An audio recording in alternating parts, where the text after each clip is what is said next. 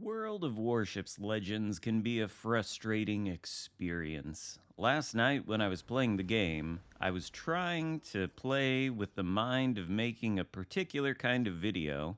I was taking out the USS Laffy with Mordoff as the commander, because in my review of the Laffy, I of course used Halsey, since he's a free to play commander and the Laffy is a campaign ship. And lately, I've been trying to test those with free to play commanders to make sure they stand up without having to use somebody paid. However, I was just not having a lot of success with the Laffy. There were a few games where I sunk all the enemy destroyers, but they weren't worth putting on YouTube. The quality of the gameplay was lacking. So I decided, what do we do to spice things up and actually have fun in World of Warships Legends? Well, I decided to once again take out one of my very favorite ships in the game, albeit a slightly different version, the Georgia W, or Georgia Whale. The W actually stands for winter. We're getting close to that time of year where this ship may actually come back for sale. I expect we'll see the Black Friday fleet sometime next month, but after that, maybe the return of the winter fleet. And if Georgia is part of that, this is the ship that I would be after. It's one of my favorite ships in the game, and you'll see why as things develop here. We've got a Scharnhorst there, by the way, that's shooting at our broadside.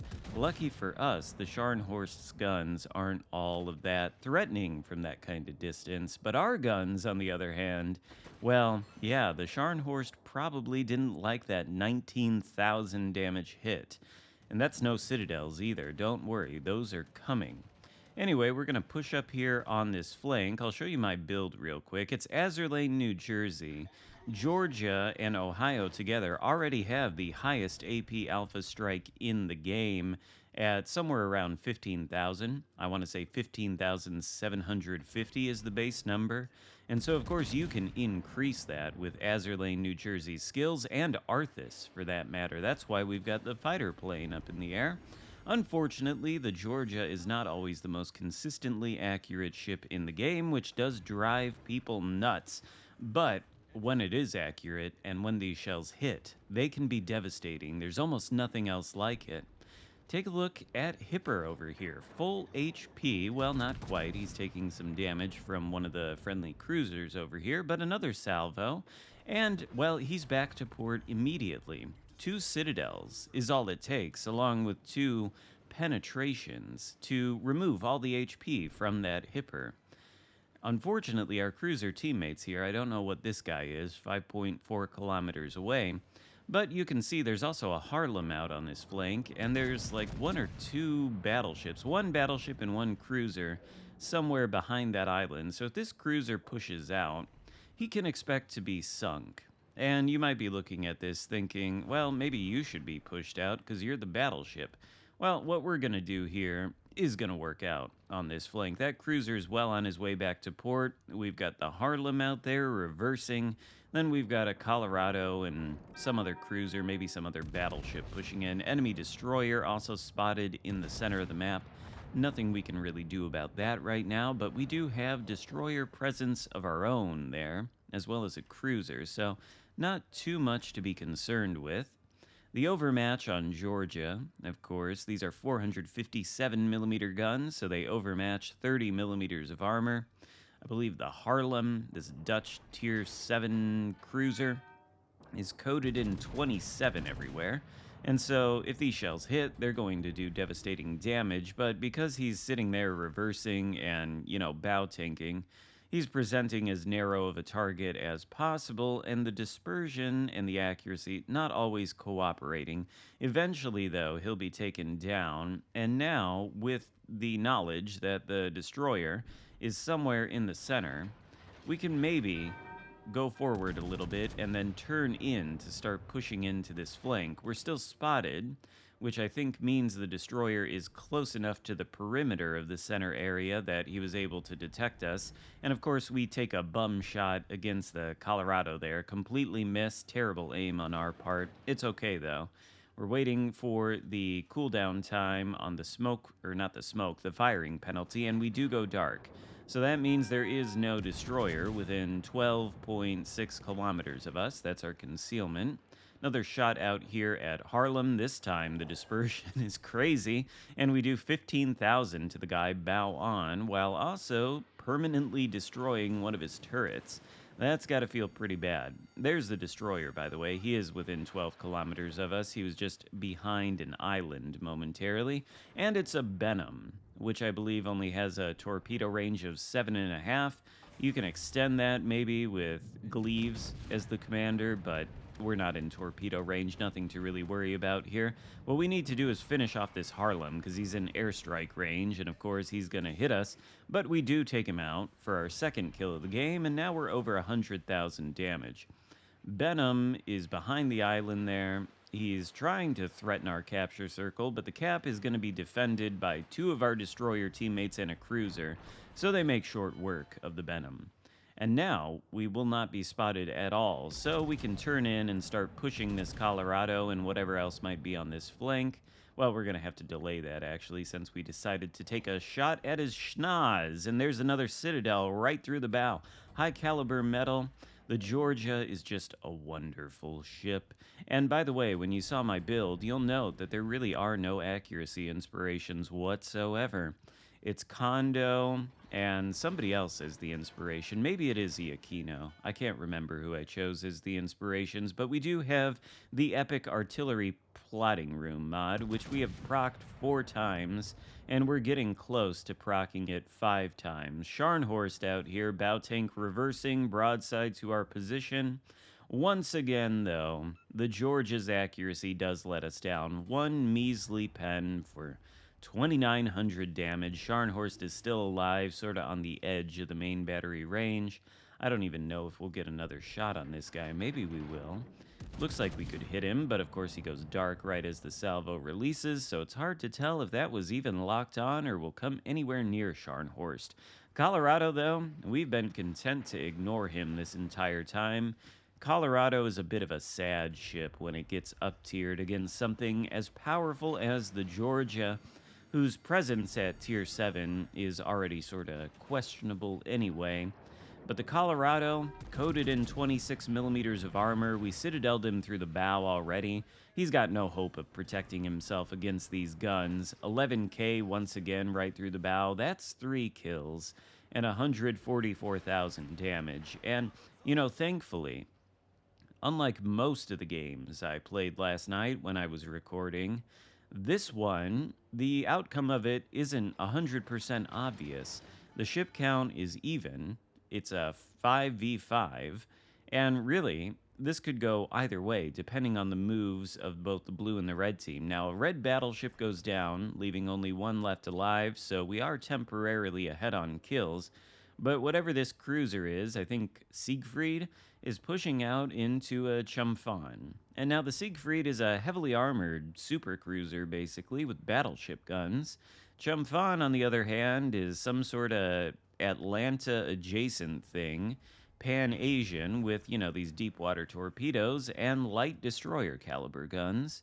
Not a lot of armor either. You'd think maybe Siegfried would be able to take that guy out and turn the tide even further than it already has been. But I don't think that is actually going to happen, and Siegfried is not going to take any torpedoes. He does have sonar, so he can avoid them. But how he manages to not sink the Chumfon is a little bit beyond me. He is losing a lot of HP. I suppose the Siegfried can be maybe a little bit frustrating. You see there he gets a pretty good hit against the Chumfon, but he's got a battleship-sized gun, so he's got a battleship-sized reload too. Meanwhile, Chumfon has, you know, fairly good DPM. In any case, Chumfon is still alive. As we come around this corner here, we see him turning.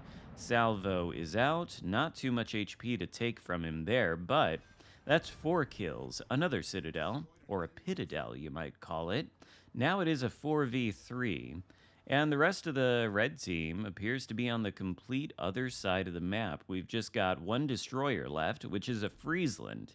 Good to know, since it doesn't have torpedoes, and thus there is no torpedo threat that would prevent us from pushing straight into the cap. But here's where it comes down to tide turning time.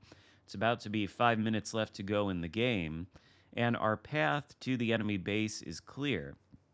although the Friesland was last spotted inside of it. And it looks like the Kansas and potentially the cruiser, well, that's the cruiser, there's a Kansas out there as well. Looks like both of them may be returning to the map, or not the map, the cap. What we need to do is watch the map and be wary of them heading toward our cap. Otherwise, we're going to need to turn around and defend it. We can't risk the chance of the depleted enemy team getting inside of the capture circle, flipping it, and winning the game that way. And Friesland was last spotted inside of the cap, but he's clearly outside of his smoke screen. He's spotted there on the perimeter now, going after one of our DDs, and we elect to shoot at the Talon, where we get one pen and do 5,000 damage. Might have been better to shoot at the Kansas, who is broadside to us, and at no point in this battle is going to pay any attention to us. I guess that must have been him paying attention to the cruiser. I think there was one blocking the Friesland's progress toward our cap, but you can see both the Friesland and the Kansas are on that other circle inside of the chain of islands on the other side of the map there. We can see Kansas now, and it seems clear to me that both him and the destroyer intend to push through that side of the map straight into our cap. I don't know how well that's going to work out for them, though, considering the friendly Udachi enters the enemy cap.